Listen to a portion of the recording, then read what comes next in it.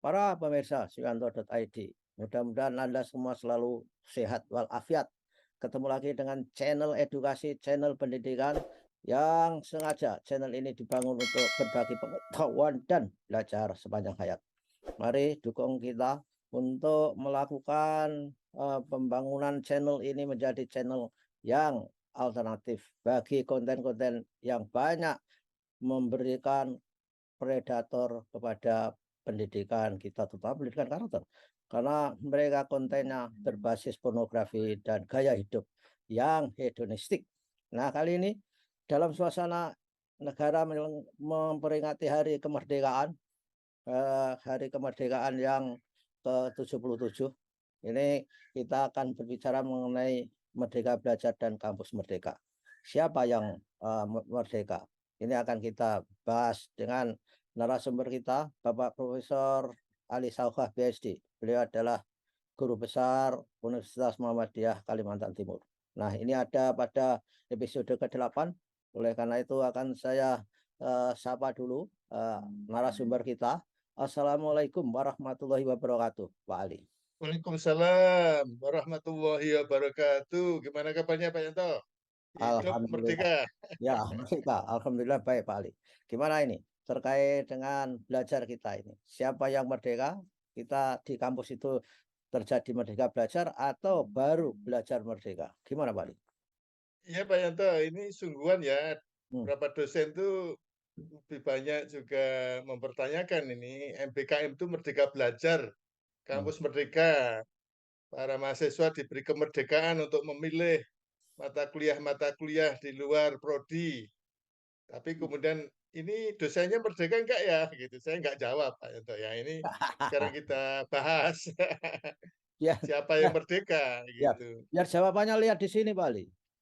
Ya, jadi gini Pak Yanto, apa ya, otonomi mengelola kampus itu kan ada di undang-undang.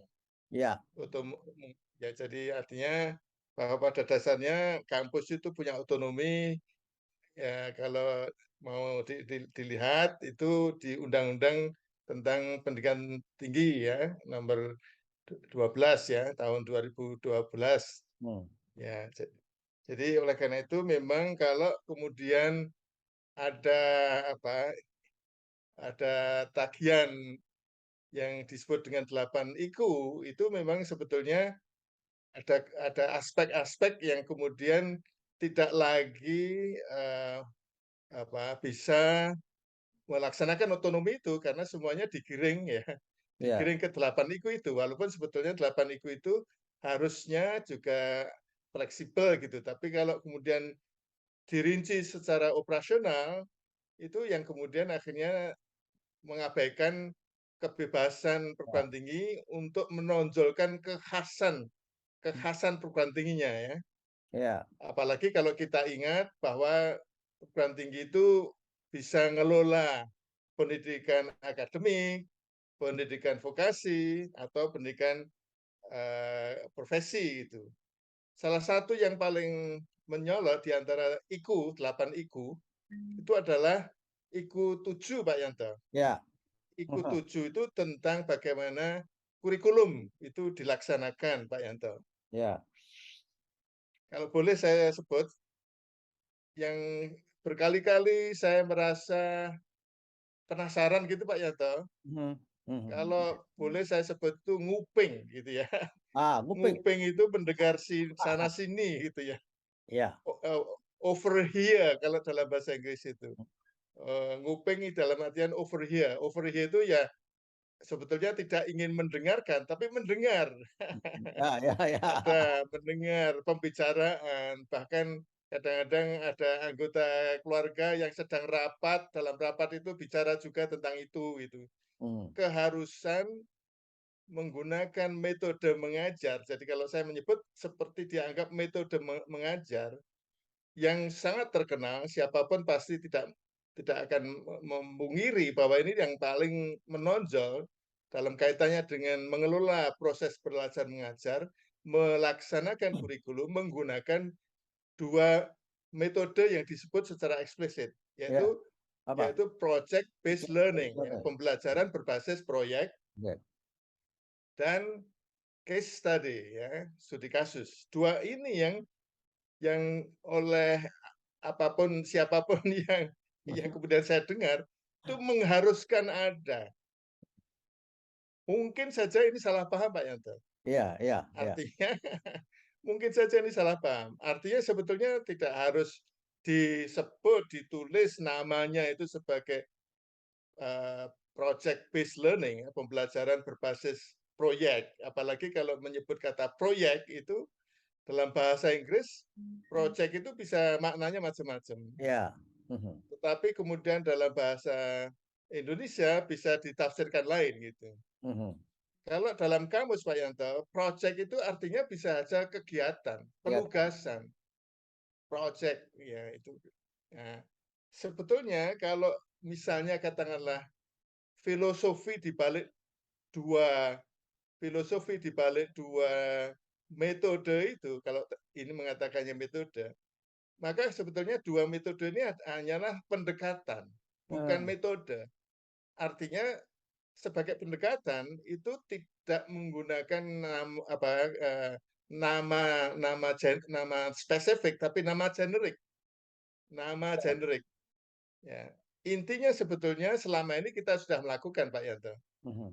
Hanya tidak selalu kita labeli sebagai project based learning atau studi kasus. Iya. Jadi Pak Yanto gini, kalau saya sepakat kalau kemudian IQ7 itu dijadikan sebagai acuan pokok yang menjadi acuan ya.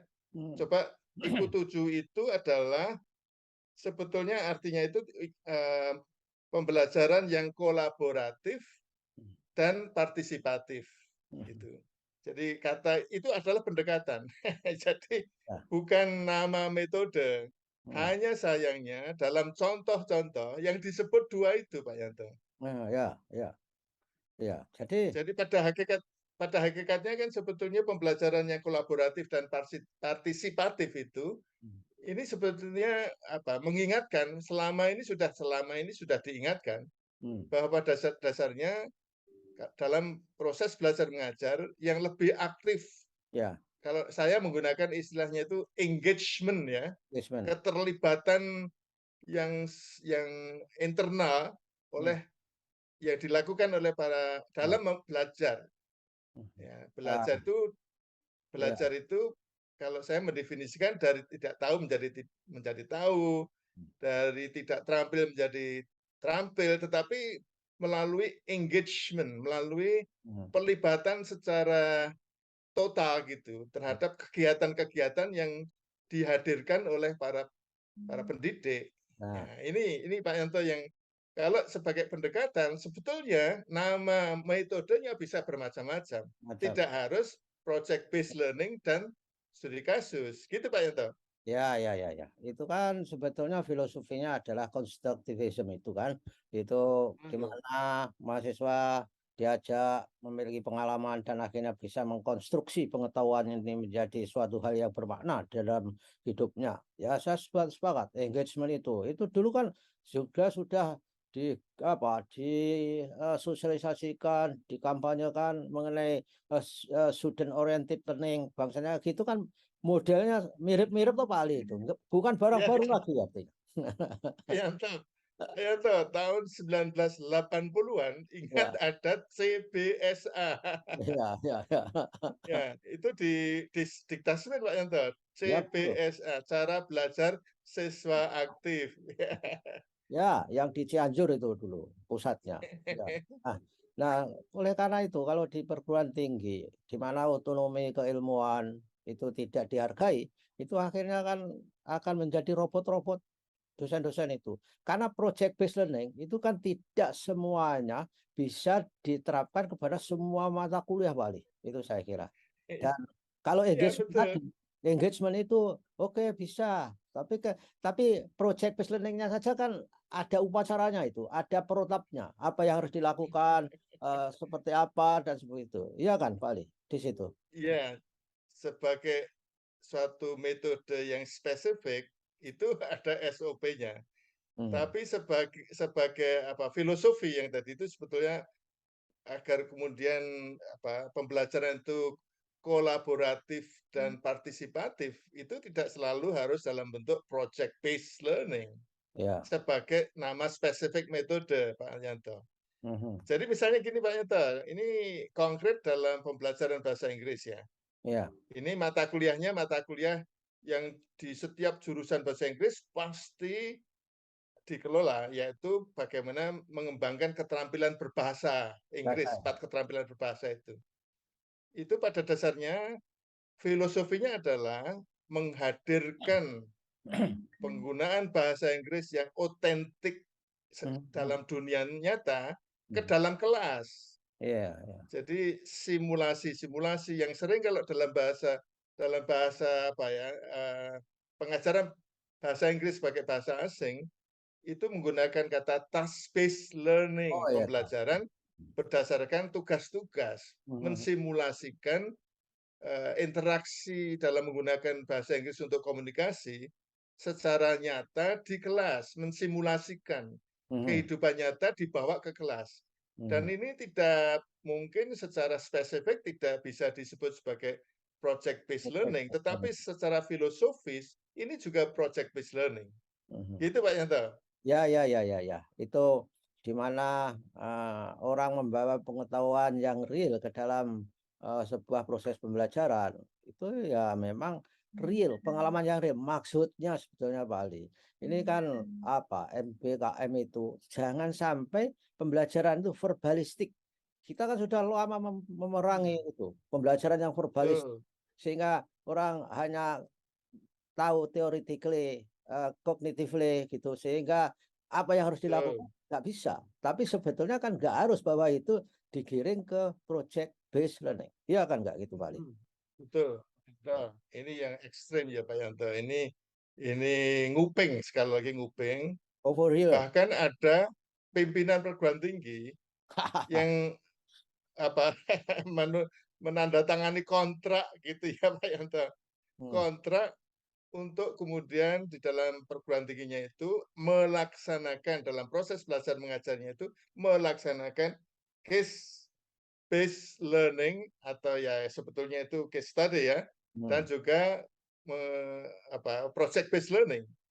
Bahkan itu pakai persentase Pak Yanto. Oh. Katakanlah 80%. Ya, tidak tahu mau dilaksanakan di mana. Tapi implikasinya Pak Yanto, itu Hmm. berarti pimpinan perguruan tinggi yang menandatangani kontrak tadi akan memerintahkan kepada para dosennya untuk kemudian mewujudkan Hmm. kontrak ini. Ini apakah kemudian dosanya merdeka gitu kan? Ya, ya, Kalau ya. dalam kontrak-kontrakan ini kan juga pimpinan perguruan tinggi, otonomi perguruan tinggi juga tidak lagi bisa dipertahankan. Gitu Pak Yanto.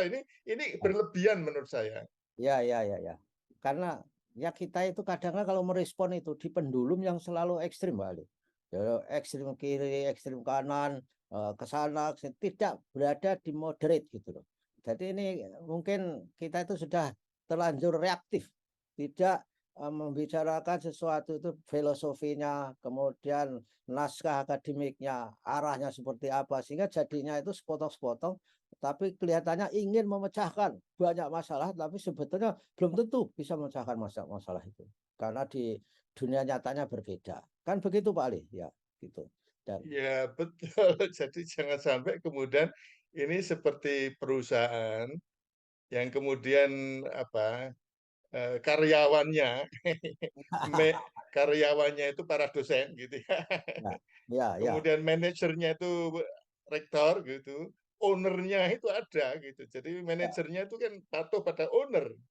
Ya, Apa begitu Pak Yanto? ya saya Pengelolaan kira, pendidikan saya tinggi kira di Indonesia. demikian. Kalau otonomi itu tidak bisa dijalankan dan kebebasan mimbar akademik itu nggak bisa dijalankan, saya kira itu sebuah proses di mana menjadi obstacles terhadap proses inovasi dan kreativitas para dosen saya kira. Baiklah Pak Ali, saya kira kita sudah cukup memberikan semangat kepada Merdeka Belajar dan Kampus Merdeka. Mudah-mudahan dosen masih tetap merdeka dan tidak transaksional seperti pada proses-proses industri barang di industri-industri itu, Pak Ali. Karena yang kita produksi itu adalah manusia yang harus memiliki karakter. Iya. Ya, oke ya. Boleh saya jelas sebentar Pak Yanto? Oke ya, oke. Ini mungkin masih perlu kita bicarakan lagi.